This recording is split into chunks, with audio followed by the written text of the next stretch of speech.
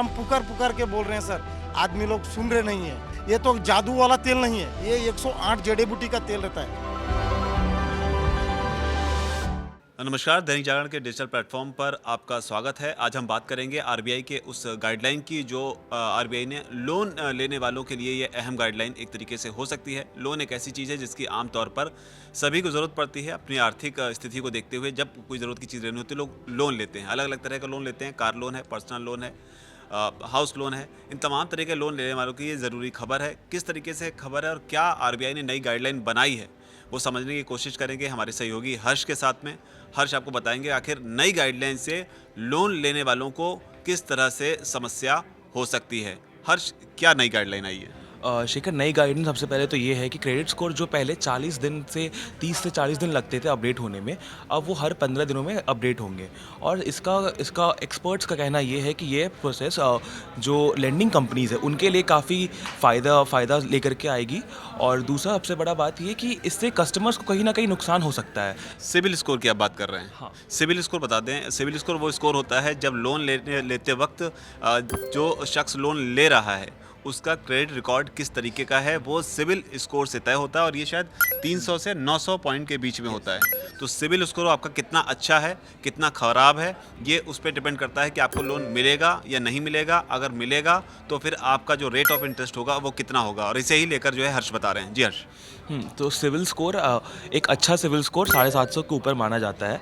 और कई बार ये होता है कि कस्टमर्स हर बार एक लोन पे करने के लिए नया लोन लेते हैं और ये साइकिल चलता ही जाता है। आरबीआई इस नियम से सबसे बड़ा बात इसको भी काउंटर करना चाहती है कि ये एवरग्रीनिंग ऑफ लोन सबसे पहले कम होए।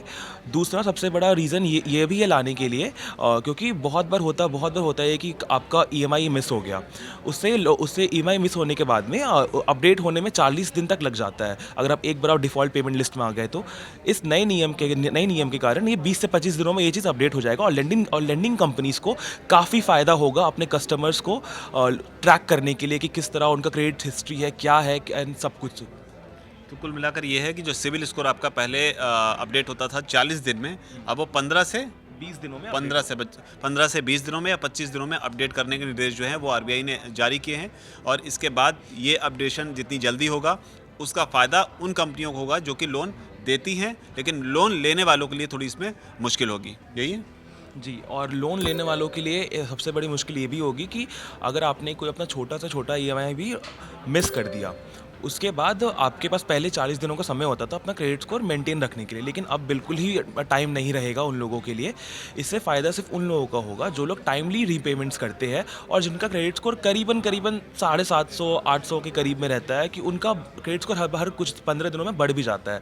और अच्छा क्रेडिट स्कोर होने से ये फ़ायदा ये भी होगा कि आगे जाके अगर वो चाहे कि पर्सनल लोन्स कहीं लेना चाहे तो और बड़ा लोन लेना चाहे तो उनको ये फ़ायदा भी होगा। तो कुल मिलाकर इसमें यह है कि अगर आप समय पर ईएमआई देते हैं तो आरबीआई के इस गाइडलाइन का आपको बेनिफिट होगा, लेकिन अगर आपसे कोई ईएमआई मिस हो जाती है तो इसका इम्पैक्ट जल्दी से जल्दी आपके सिबिल पर पड़ेगा। तो ये एक अहम जानकारी है जो आपके साथ हमने शेयर की। आपको ये वीडियो कैसा लगा, जानकारी कैसी लगी, जो भी आपका कहना हो आप कमेंट सेक्शन में जाकर जरूर लिखें। धन्यवाद।